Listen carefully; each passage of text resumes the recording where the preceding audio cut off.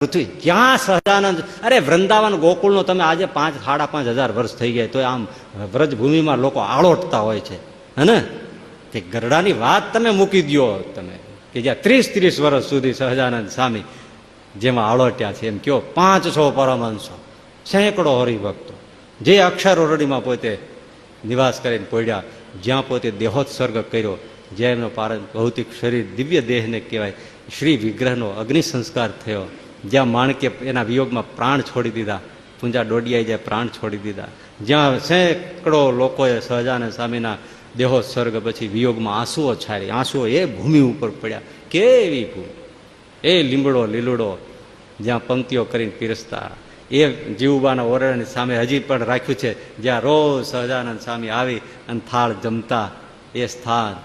આ ભક્તિ હોય ને, જો બીજું પણ મારું વિધાન છે બધાને આનું, કારણ કે ડેફિનેશન એની પછી વ્યાખ્યાન એનું લાંબુ કરવા જાવ તો આખો સમય નીકળી જાય, પણ કાં પોતાને જ્ઞાનાંશ પ્રધાન હોય અને કાં જ્ઞાનાંશ પ્રધાન હોય એવાને જોગે કરીને આંટી પડી ગઈ પકડી લીધું હોય તો જ એને ગઢડા ન ગમે.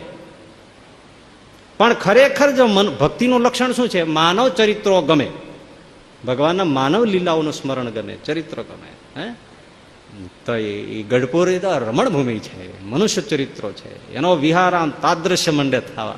અરે એ ભૂમિમાં કેમ ભાવ ન થાય? મેં એક હરિભગતને એવી રીતે આવ્યા હતા ને, વડતાલ દર્શન કરીને આવ્યા, મેં